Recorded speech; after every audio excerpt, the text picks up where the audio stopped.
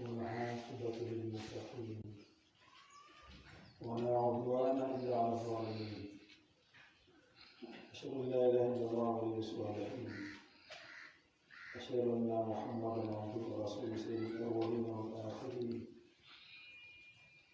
اللهم صل وسلم على هذا النبي الكريم وعلى آله وصحبه أجمعين. أما بعد،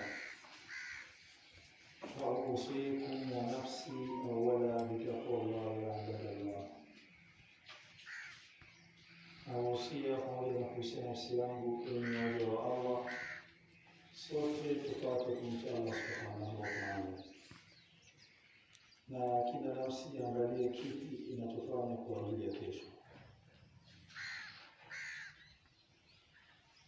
Ndugu zangu, Allah alipowaambia malaika, inni ja'ilun fil ardi khalifa, mimi nitaweka katika ardhi khalifa. Lakini alipomuumba mwanadamu alimweka peponi. Palipotokea na la kutokea alimleta duniani. Swali: Adam ilionekana baada ya kosa ndiyo kaleta duniani, lakini Adam kabla ya kuumbwa aliambiwa akaleta duniani. Ni kosa lipi lililomfanya Adam ionekane kuja kwake ardhini ilikuwa ni kwa kutenda kosa? Tatizo ilikuwa ni nini? Maana yake ni Allah ndiye aliyetamka kwamba atamweka kiumbe ardhini, na baada ya kumuumba akampeleka peponi, hakumleta ardhini. Haijulikani ni kwa muda gani alikaa huko peponi, mpaka alipokuwa akitembea katika janna na akisalimiana na makundi ya malaika walikuwa wakifanya ibada zao, walikuwa hawamwitikii. Akitoa salamu wanainua mikono. Jambo lile likampa tabu sana. Akawa kwa muda mrefu anafikiri ni namna gani anavyoweza kupata anisa, mtu angalau wawe wanasemezana. Alipokuwa amelala wakati fulani na kuamka, anakuta pembeni yake kuna kiumbe mwingine. Hauza, man anta, man anti? Kwa sababu Adam tayari alishafundishwa kila kitu. Atasema ana Hawa, mimi ni Hawa. Bima khuliqti, umeumbwa kwa ajili ya nini? Bila rahatika, nikupe raha, rahisi tu. Na Adam wakati kalala na majonzi yake ya muda mrefu, ndio maana tunaambiwa dhannu bil mu'minina khaira. Unapomdhania mwenzako muaminio, mdhanie vizuri, kwa sababu jambo utakapoliwaza kwa muda mrefu huwa linaandikwa katika mifumo ya kuumbwa. Usidhani kwamba mambo yamesimama. Allah anasema kullu yawmin huwa fi sha'n. Kila siku Mungu ana kitu anafanya. Kwa mambo hayajasimama kufanya, bado anaendelea kufanya. Sababu hajasema kwamba alimaliza. Sababu na kuna mengi anaendelea kufanya mpaka anaitwa fa'alun lima yurid. Mfanyaji, hakusema fa'alun lima arada, mfanyaji wa alilotaka. La, amesema fa'alun lima yurid. Mpaka leo kile anachotaka kukifanya anakifanya. Akasema ala an nubaddila amthalakum wa nunshiakum fima la ta'lamun, kwani tunaweza kuwabadilisheni na tukaanzisha kitu kinachofanya na nini, kwa sababu kabla ya binadamu dunia ilikaliwa, lakini uwepo wa binadamu wala hana taarifa au hisia kwamba dunia iliwahi kukaliwa. Hana hicho kitu, kama ambavyo anavyohisi akiwa mkubwa hawezi kuhisi kwamba alizaliwa na mama yake. Hizo hisia hamna kabisa. Nani anaweza kuhisi kwamba yeye alizaliwa na mama yake? Hakuna hicho kitu. Kwa nini? Allah alimtuma Nabii Muhammad atufundishe mambo mengi sana. Moja ya mambo aliyotufundisha mtume, alituambia masumia al-insan illa binisyan. Mwanadamu mkubwa sio ameumbwa kwa sahau. Yaani tabia yake ni sahau. Na kwenye kusahau anakuwa na kitu kinaitwa kanuni. Anakuwa mkorofi. Unaposema nchi ya Canada, maana yake ni nchi ya watu wakorofi. Ni kanuni. Kanuni ni mtu mkorofi. Na lugha ya Kiarabu ndio msingi wa lugha zote.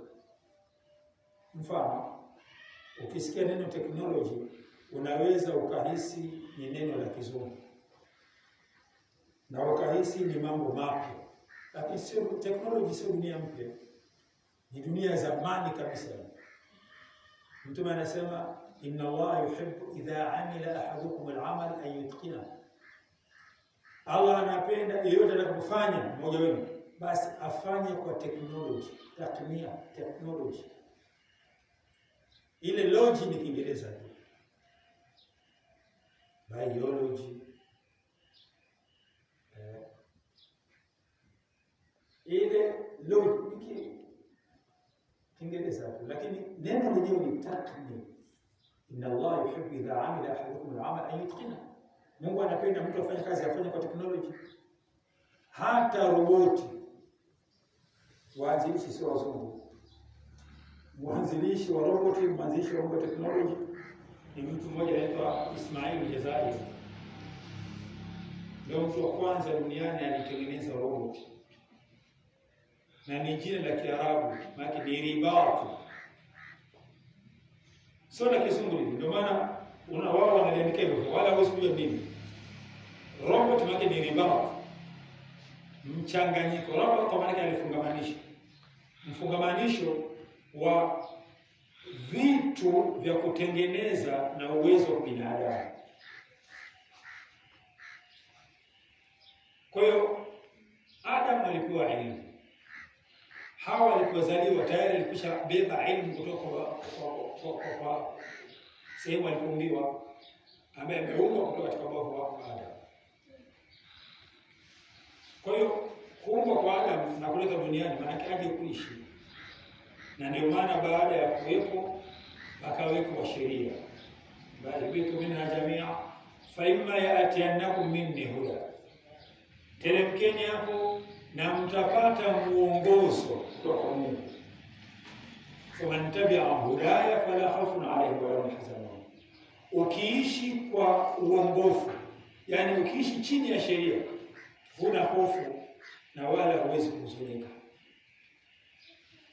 Kikubwa maisha, ishi chini ya vitu viwili. Ishi kufuata mwongozo.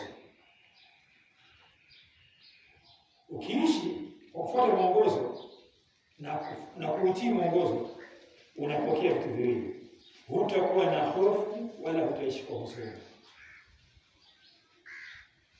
Mtume Muhammad sallallahu alaihi wasallam akaambiwa thumma ja'alnaka ala shari'atin min al-amr. Kisha tumekuweka juu ya sheria ya utawala. Fattabi'a, fuata.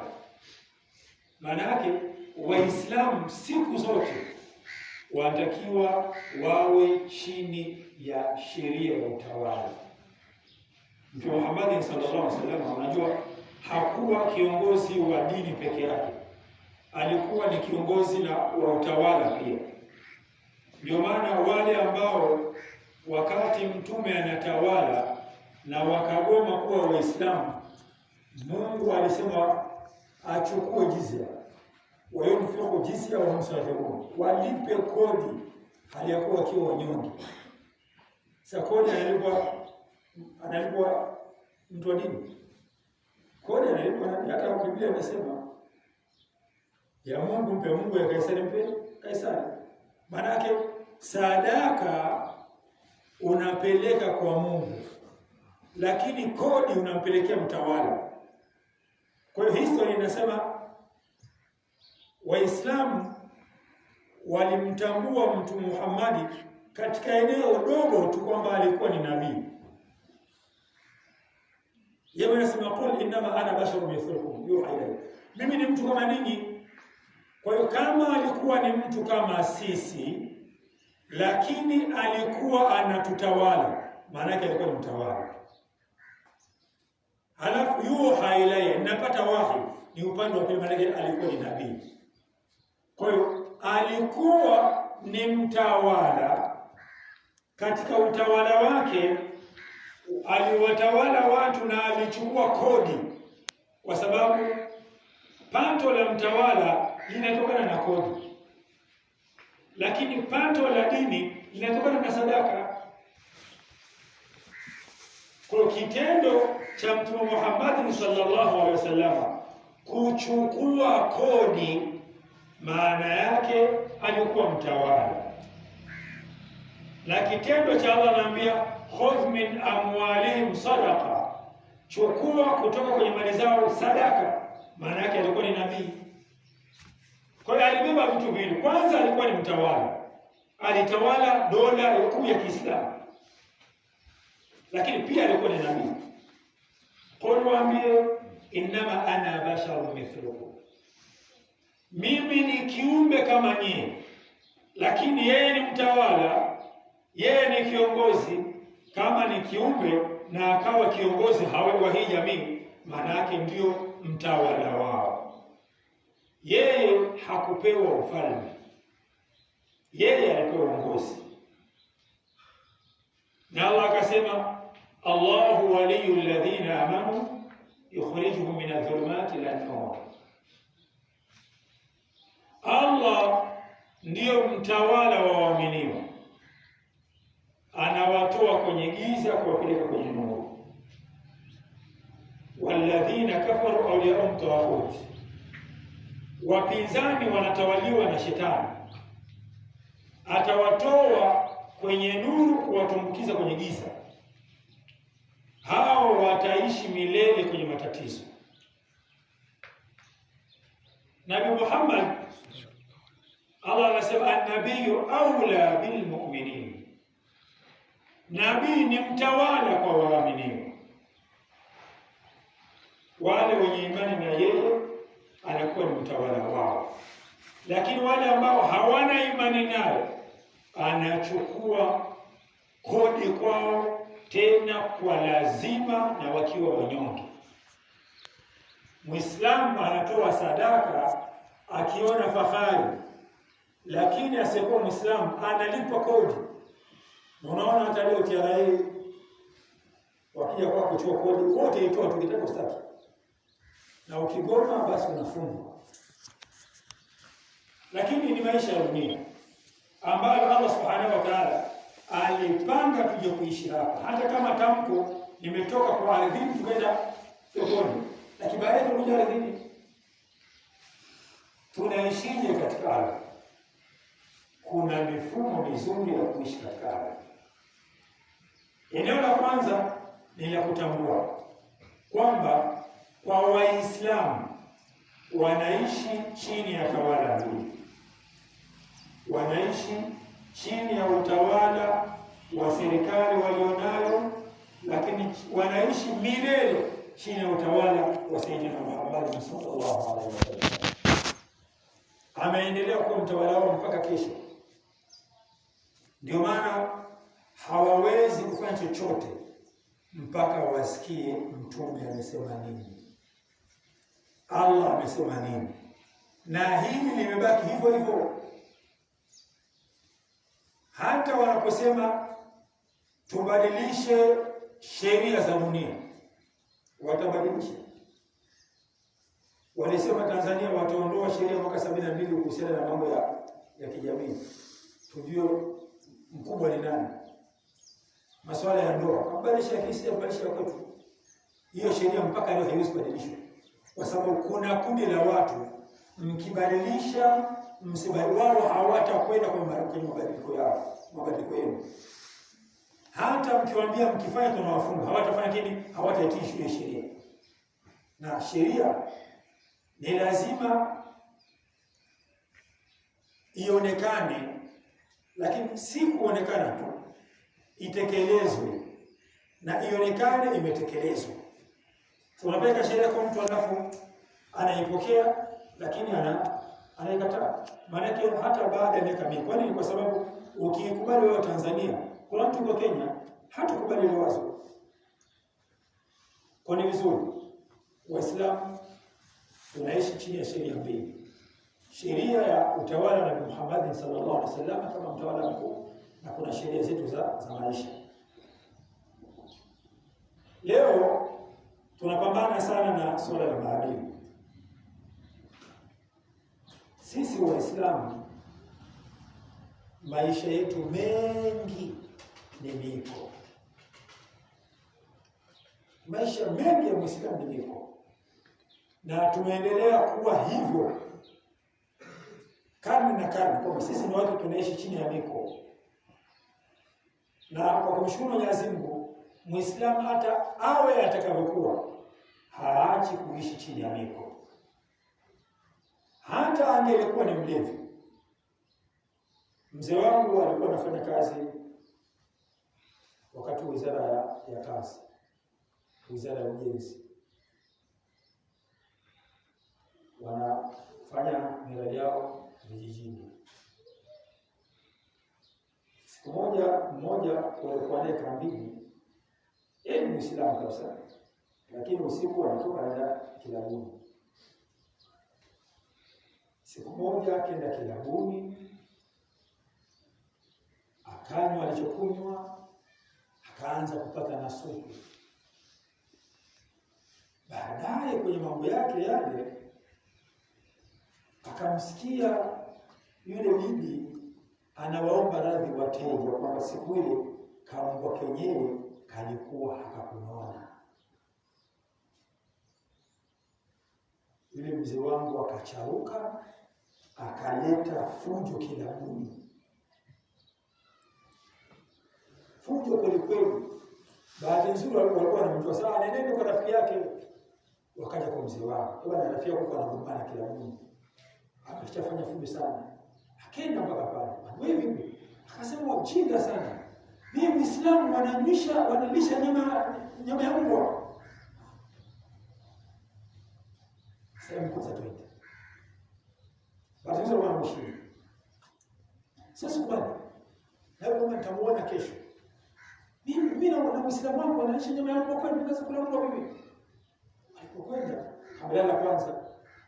Asubuhi akamwambia bwana, jambo unafanya fujo sana. Tafadhali nisimame. Yule mwanamshenzi. Mimi najitambua, wanaendelea mimi najitambua. Sasa kuna mambo. Akauliza, umelia wapi na mbwa? Sasa kila mtu kasa swala haramu. Si nyama ya mbwa. Umekula kilabuni tena baada ya kuolewa yeye. Dhambi ya pombe ni kuwa kuliko dhambi ya nyama nguruwe. Kwa sababu alhamdu umul maasi. Pombe ndio mama maasi yote. Kwa hiyo Waislamu maisha yao ni miko. Mfano, Allah anatufundisha namna ambavyo tunatakiwa tuishi na jamii. Tena tuambia kabisa kwa hususia, ya ayyuhalladhina amanu la tattakhidhu bitanatan min dunikum, enyi mlioamini msichukue wale wandani wenu. Bitana ni kile kitambaa laini kinachokaa katika koti kwa ndani. Kwa lugha nyingine tunasema singlet. So bitana ni nguo inayogusa na lugha imebadilika kidogo siku hizi. Zamani ukisema ukaz ni ule mkongojo unaotembelea mtu, mathalan mtu siona. Lakini sisi ndio wameweka sema ukisema ukaz maana ni mguu bandia. Kwa mambo yamebadilika. Sasa Allah anataka Waislamu wale watu watakaokuwa ni wakarimu wa Waislamu. Waislamu wamekuwa makini sana. Mtu ambaye ni kinyume yako, wanasema la tattakhidhu alladhina bitanatan min dunikum, msichukue mtu wenu wa ndani wa karibu ambaye anaigusa ngozi zenu, ni yule ambaye kinyume yenu. Hakusema swala la dini. Amesema mtu ambaye kwa dini yoyote, lakini anaambiwa Muislamu. Kwa nyie Waislamu, mtu ambaye unaona kabisa kwamba si mtu sahihi kwako, usimfanye awe karibu yako.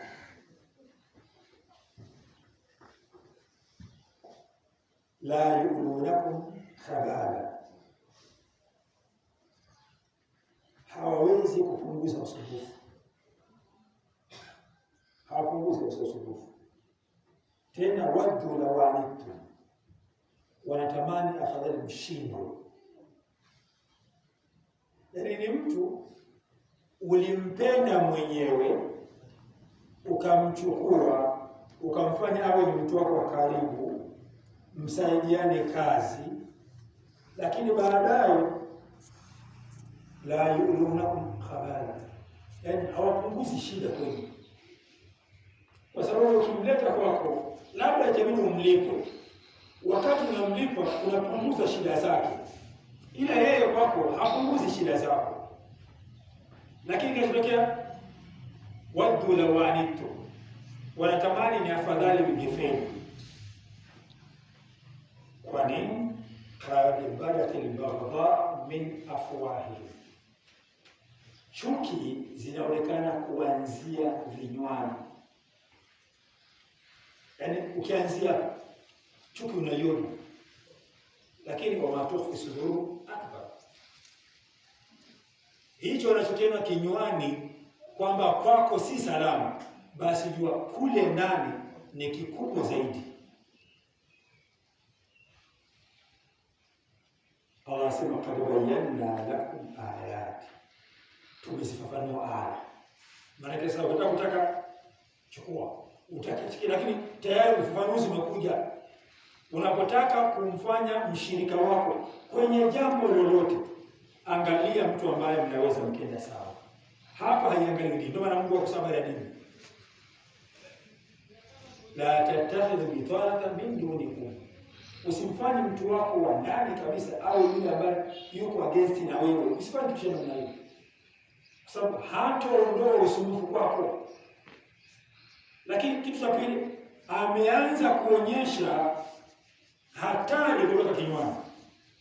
Kwa hiyo maana Allah anakuambia unachokiona kinywani kidogo, kifua ni kubwa zaidi. Tena Allah anasema tumefafanua in kuntum ta'qilun, kama mnatia akili. Hapa kusema habari ya imani, in kuntum mu'minin, la, amesema kama mnatia akili, kama mnatumia akili. Hauwezi kumsogeza karibu yako mtu ambaye anajua huyu mimi na yeye tunakuwa tofauti. Kama una akili sio namna hiyo. Lakini Allah akasema neno moja la ajabu sana.